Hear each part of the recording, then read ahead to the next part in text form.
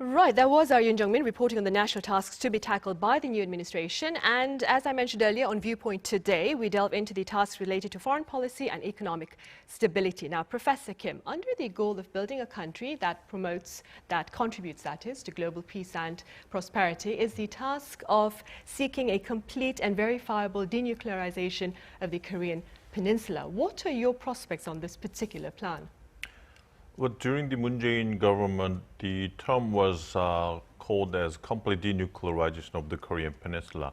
The word verification was not there because, verification is very keen and sensitive to North Korean government. Inspectors has to go into North Korean territory to check out whether the denuclearization process has been, clearly, implemented with a reversible method. Which from the North Korean perspective, it's a violation of North Korean sovereignty. And also I think Yoon Suk-yeol government will call it as denuclearization of North Korea rather than the Korean Peninsula. So I think for now, this process doesn't look very rosy during the government. Of course, it was not very positive even during the Moon Jae-in government. So I think, but nevertheless, the U.S. and South Korea cannot just dump this idea and admit North Korea as a nuclear state. That is something that's contrary to two countries' posture and policies towards North Korea. So I think the policy itself will stay there, but I think more realistic policy will be how to deter North Korea. How to more effectively sanction North Korea, things like that. Right. Professor Yang, on the economic front, the transition team has spoken about an economy led by the people and backed by the government. How do you interpret these words? Well, this is typical posture of liberal economists, such as Friedrich, the Hayek, or the Milton Friedman. So, and this statement clearly differentiate this government from the Moon Jae-in's government, because Moon Jae-in's government has put the emphasis on the government-driven the employment and government-driven the trigger for the economic growth. But now the posture and standpoint is absolutely reversed. So the major initiative comes from the civilian sector, private sectors, whereas the government take over the subordinate role. For example, the government, this transition, the committee has declared that the new government will launch a lot of taxation and financial support for new industries such as AI, batteries, whatever. And also they come up with all the dissolving the regulations, launching by, the Regulation Innovation Strategy Committee, whatever. And so they'll also want to facilitate investment from overseas or inside. So, for example, they can change the rates of tax over the investment on startups. And also if any companies, reshore back to this country, and then that company will also get benefit a lot of tax, the reduction, etc. So the facilitation for the investment is one of the critical issue for the new economy, and government has prepared a lot of taxation and financial support to realize all these plans. And another key issue is they want to support the realization of very solid and stable supply chains. Because, think about the war between Ukraine and Russia, and you'd never expected that, such an abrupt, the tension could occur anywhere in overseas. And such an unexpected problems may cause critical damage in our overall supply chains. There's another concern that our government has to prepare for. It really is a concern. Yeah. Professor Kim, the head of the Transition Committee, Ahn Cheol-soo, also announced plans to strengthen South Korea's capability to counter North Korea's nuclear and missile threats. But he made no mention of the possible additional deployment of U.S. missile defense systems, namely the THAAD, which was something that the President-elect had touched upon. What are your thoughts? I think additional THAAD deployment is a very keen issue for any government of South Korea. But I think first we have to deal with the THAAD operation that has been already deployed in South Korean territory. That's, I think, first thing we have to deal with, because the Moon Jae-in government and Chinese government reportedly have agreed, or Moon Jae-in government expressed its positions towards China that 3 no's and 1 limitations. And 1 limitation means that the already deployed THAAD equipment should not be normally operated. So I think that's the first homework for Yoon Suk-yeol government, which I think will bring another repercussion from the Chinese government. And also THAAD deployment again, extra THAAD deployment, I think that's something that is right on the red line of Chinese government. Chinese government and experts continuously express that the red line for China is military issues that can threaten the core interests of China. So things like that, THAAD issues, and also if South Korea comes up with Japan and the United States to form a trilateral military alliance systems, that will be another threat to China. So usually when these issues touches upon the red line of Chinese government, that brings another economic coercion by China to South Korea. So are we ready for that? Are we ready to deal with Chinese economic coercion? Maybe not. Takes a long-term implementation. So I think that issues that can bring the Chinese economic coercion on South Korea, that will be a burden to the Yoon Suk-yeol government. Right, I see. Yeah. Professor Yang, according to calculations by the transition team, an additional 209 trillion won over the next 5 years will be needed to address the 110 national tasks. Now, Mr. Ahn has spoken about raising the money through restructuring national spending and through taxes. How feasible is this funding plan? Well, many people have developed concerns over this very ungrounded, rosy in estimations and the predictions, because every government has declared they need extra money. For example, the Park Geun-hye government declared they need about $135 billion, and even Moon Jae-in government declared that they need another $178 billion. Every new government has asked for the extra budget to realize their new plans and new government divisions. Same for this government. But the problem is, how would you raise this money? Well, compared to the early period, the governments such as Park Geun-hye and Moon Jae-in, who prepared very thoroughly for their budget and expense plans. But this transition committee is pretty some kind of short and unprepared compared to the previous transition the committees. For example, they declared that they need $209 billion for the next 5 years. That means about $40 billion per year. And Mr. Ahn had declared that they can reduce the tax expenses by $20 billion, increase the tax income by $20 million. But the problem is, for the past 3 years, our tax income has been very stable, around $295 billion. Last year was pretty exceptional because we had earned about extra $55 or $58 billion due to abrupt increase of the real estate market and also the stock markets. But that was very, very peculiar and idiosyncratic phenomena, because the government could earn the extra transfer income tax, and but that is very, very unrealizable for this year. As you see already, our stock prices have been pretty sluggish this year. Another problem is, I'm not sure whether this new government can reduce the expense by $20 billion, because for the past years, our government has tried to renovate their government expenses, but in average, the $10 billion used to be the maximum amount of their reduction. So unless they come up with a very detailed third plans, how they raise their extra budget or how they reduce the expenses, I mean, this ungrounded plan is very, very, unrealizable and cause a lot of concerns.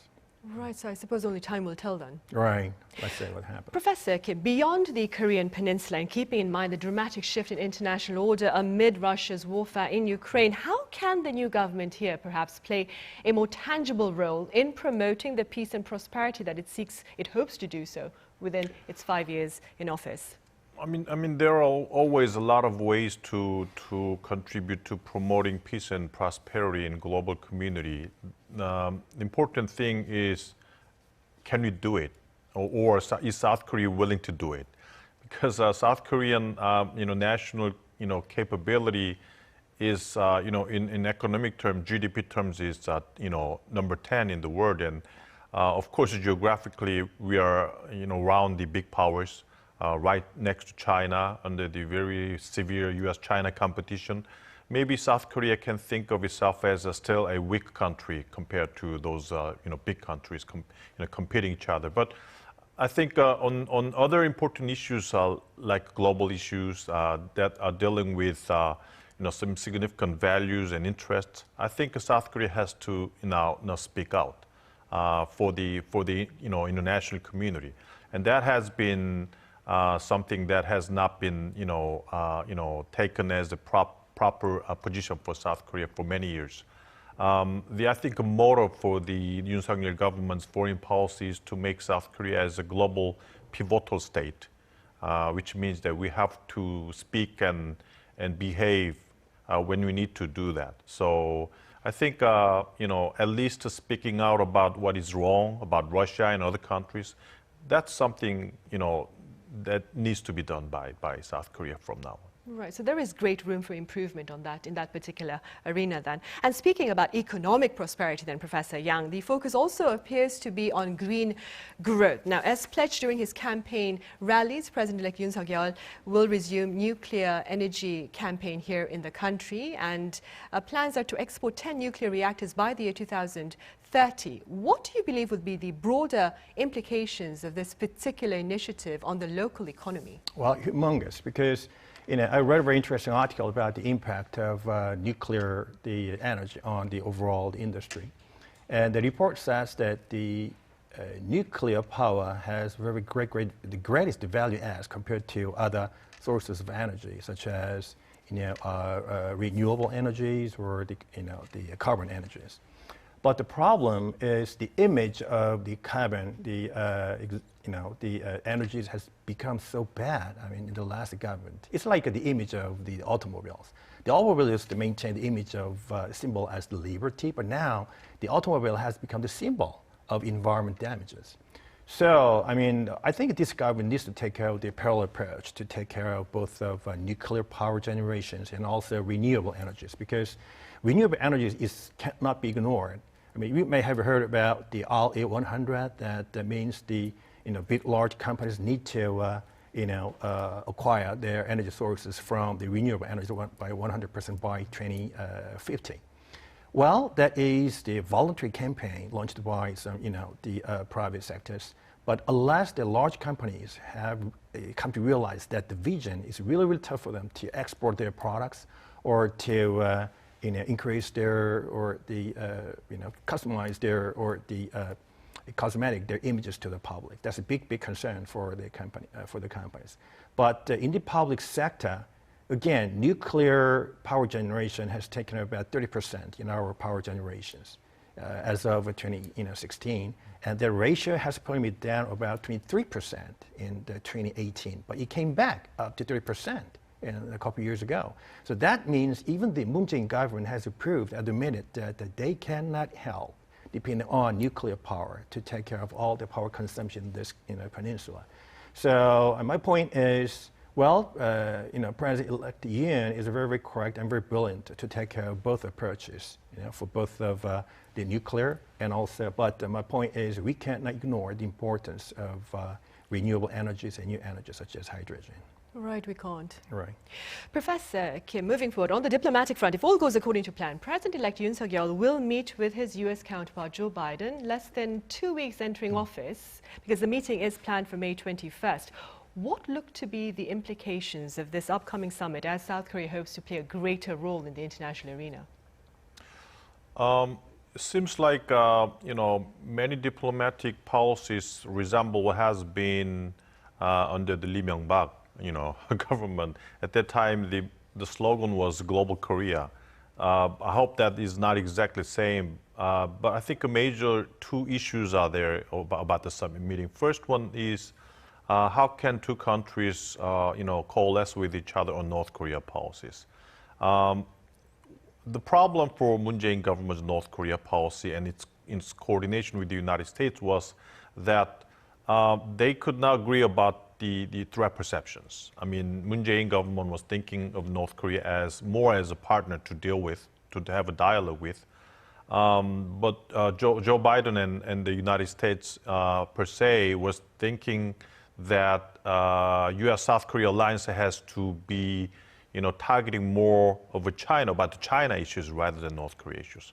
So two countries were thinking differently about North Korea and China altogether. Of course, they come up with the policy coordinations, and they came up with the similar policies towards North Korea, but that didn't continue very long. So I think that's the first issues. Are we ready to coordinate with the United States about China issues, and how long we are going to do that? And how about the North Korea issues?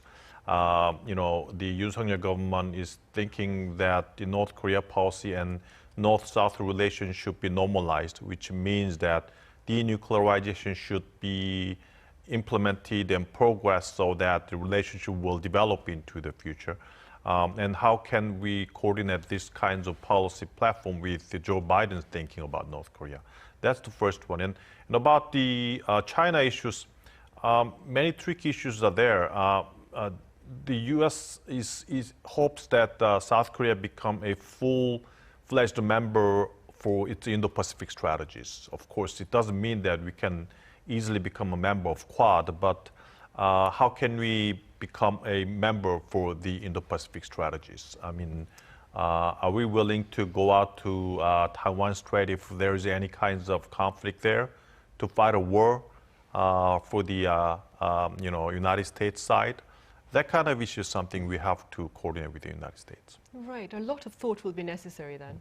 Professor Yang, the incoming administration will offer cash-based welfare support to families with toddlers 11 months and younger. Now, these families will receive about 700,000 won starting a month, that is, starting next year, which will be raised to about a million won per month by the year 2024. Do you see this effort as countering the low birth rate, which ultimately, as you mentioned quite a while back when we were talking about hampering economic stability if you have a low birth rate? Will it tackle the issue of our low birth rate here in the country? Right, to believe that the major purpose of that financial support for particularly young married couples, absolutely, the target is at increasing the birth rate. But the problem is this policy is too short-sighted, because take a look at the lifetime span of your new kids. I mean, it's not just a matter of the first 5 years or first the 1 year to raise. I mean, to keep the great quality of life and to give good raising for your kids. So I mean, absolutely, there are lots of the issues to result in the private sectors or by families per se. But I think this is like a very small tip over the iceberg. So it may help to increase some, resolve the problems of pregnancy, and help some young poor families, particularly to raise their small kids. But I don't think that this is enough to increase our birth rate. I mean, a good example is think about very famous economist Malthus. I mean, about 200 years ago, he predicted that every congested city will suffer from a low birth rate. I mean, even this phenomenon is very archaic, even before 200 years ago. Why? Because most of citizens in living those congested, cities do care about their own survival. It's really tough to survive in this congested city. So in other words, the house prices involved, living quality, career development, there are so many diverse issues involved with the low birth rate. So I don't think that there is one omnipowered solution to resolve all these issues. So I think this plan may help in somehow, but it cannot be the cure-all of this fundamental care of this low birth rate problem. But for the moment, we'll keep our fingers crossed then. Right. All right, Professor Yang, as always, thank you very much for your thoughts and your time. And Professor Kim, thank you very much for your insight today. Thank you. Thank you.